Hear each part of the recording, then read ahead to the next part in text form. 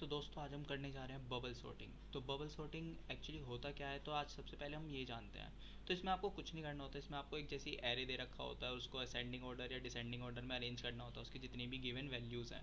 तो इसको समझने के लिए हम कैसे कर सकते हैं, तो एक एग्जांपल लेते हैं। जैसे कि आपकी स्कूल में असेंबली होती है, तो उस असेंबली में जैसे कि मान लीजिए एक बच्चा जो है वो अलग हो गया और वो अपनी टीचर के पास जाके पूछता है कि मैम मैं कहाँ पे खड़ा हूँ। तो टीचर उस बच्चे को क्या करती है, वो शुरू से लेके लास्ट तक उसे कंपेयर करा, एक तरीके से उसकी हाइट को कंपेयर करती है। अगर वो छोटा है किसी से तो उसे आगे खड़ा करती हैं, और अगर बड़ा है तो उसके पीछे। तो वैसे ही हम सेम बबल सॉर्टिंग में यूज़ करने वाले हैं। तो हम क्या करेंगे, इसमें हर एक एलिमेंट को उसके पहले वाले एलिमेंट से कंपेयर कराएंगे। अगर उसके पहले वाला एरे में एलिमेंट जो है वो बड़ा है तो उन्हें स्वैप कर देंगे आपस में। तो देखते हैं अब इसे इम्प्लीमेंट कैसे करना है। तो इसमें हमसे ये भी पूछा है इस प्रॉब्लम में कि नंबर ऑफ़ काउंट बताने स्वैपिंग के, कि हमने कितनी बार एलिमेंट को स्वैप कराए। तो आइए आज दोस्तों इस प्रॉब्लम को ट्राई करते हैं और देखते हैं। तो मैंने यहाँ पे पहले से ही एक मेन फंक्शन बना लिया जिसमें हमने वेरिएबल डिक्लेयर कर दिया आई एन, एक एरे जिसका साइज़ 1000 है, और काउंट को हमने 0 कर दिया है। नंबर ऑफ़ एलिमेंट्स इनपुट कराए हैं यूज़र से कि वो कितने एलिमेंट चाहता है एरे में, और उसके बाद में हमने उस एरे को इनपुट करा लिया यूजिंग फॉर लूप। और उसके बाद में हमने एक फंक्शन डिक्लेयर कराया ऊपर बबल सॉर्ट, जिसमें हमने नंबर ऑफ़ एलिमेंट्स और एरे पास कराए। और उसके बाद में वो एक इंटीजर फंक्शन है, तो वो एक वैल्यू रिटर्न करेगा जो कि होगी नंबर ऑफ़ स्वैपिंग कितनी परफॉर्म हो रही है as a in form of count, और फिर हमने उसे नीचे प्रिंट कराया है। तो अब देखते हैं बबल सॉर्ट फंक्शन। तो बबल सॉर्ट फंक्शन में यहाँ पे हमने इंटीजर एन, एरे ए। तो अब इसके बाद में हम क्या करते हैं, जैसे हमने एग्जांपल देखा था कि हमें स्वैपिंग परफॉर्म करनी है। तो स्वैपिंग के लिए हमें क्या करना पड़ेगा, हमें सबसे पहले तो कंपैरिजन कराना पड़ेगा। कंपैरिजन कैसे, जैसे अगर आपके पास 5 वैल्यू होती हैं तो आप 5 में से कंपैरिजन कितनी बार करा सकते हैं। आप 1 और 4 का करा सकते हैं, 4 और 5 का करा सकते हैं, 2 3 का करा सकते हैं। तो आप जैसे अगर आपके पास n वैल्यूज़ हैं तो आप n-1 टाइम्स उसमें कंपैरिजन करा सकते हैं। तो हम पहला लूप देते हैं जिसमें हम नंबर ऑफ़ कंपैरिजन करवाएंगे। तो हमने यहाँ पे n-1 इसलिए ही लिखा है क्योंकि हम यहाँ पे नंबर ऑफ़ कंपैरिजन है। अगर हमारे पास 5 हैं तो लूप हमारा 4 टाइम कंपेयर करेगा। तो यहाँ पे हम कमेंट में भी लिख देते हैं नंबर ऑफ़ कंपैरिजन्स।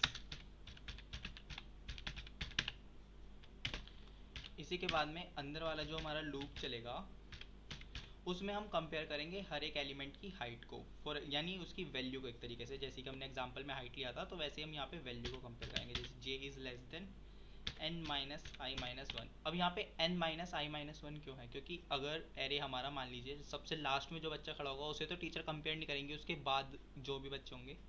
तो जो कंपैरिजन है वो सिर्फ और सिर्फ सेकंड लास्ट और लास्ट वाले तक लास्ट परफॉर्म हो सकता है हमारा कंपैरिजन जो है।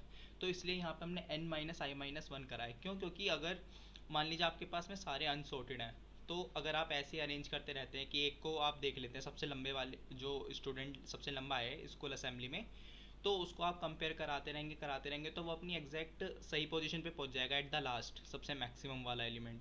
तो फिर उसके बाद में आपको उसे कंपेयर कराने की ज़रूरत नहीं है, फिर आप बाकी बच्चों को कंपेयर कराएंगे और वैसे ही उन्हें अरेंज करते रहेंगे। तो इसलिए हर बार जो मैक्सिमम एलिमेंट होगा एरे में वो लास्ट में चला जाएगा, और जो फिर दोबारा से कंपैरिजन शुरू होगा वो ज़ीरो इंडेक्स से लास्ट वाले इंडेक्स से पहले तक होगा। तो इसलिए सेकंड लूप हमने n-i-1 तक रन कराया है।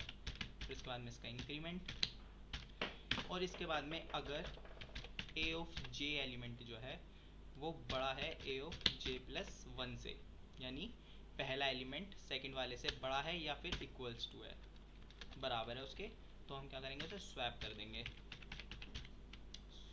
स्वैप फंक्शन हमने नहीं बनाया तो यहाँ पे हम टेम्परेरी वेरिएबल का यूज़ करते हैं, swapping using third variable a of j, and a of j में हम वैल्यू डालेंगे a ऑफ j+1, और a ऑफ j+1 में हम वैल्यू डालेंगे टेम्प वेरिएबल की। और साथ ही में हमें दोस्तों इसमें काउंट एक वेरिएबल जो हमने लिया है वो इसलिए कराया ताकि हम ये देख सकें कि नंबर ऑफ़ कंपैरिजन हमारे कितने हो रहे हैं। तो काउंट को यहाँ पे हम इंक्रीमेंट करेंगे। तो बस उसके बाद में हमने लास्ट में काउंट को रिटर्न कराया है। तो अब इसे रन कराते हैं और देखते हैं।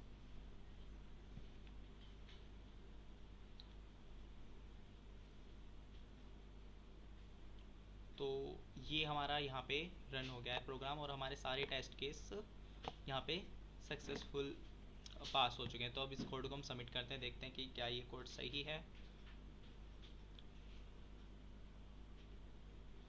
तो हमारा एक कोड यहाँ पे सही है बबल सॉर्टिंग का। तो आपने देखा कि बबल सॉर्ट कितना ईजी है, अगर आप इसका एक मेन जो इसमें बेस है वो आप अगर इसका समझ लेते हैं कि दो वैल्यू को कंपेयर कराओ, जो बड़ी वाली है उसको राइट में शिफ्ट कर दो।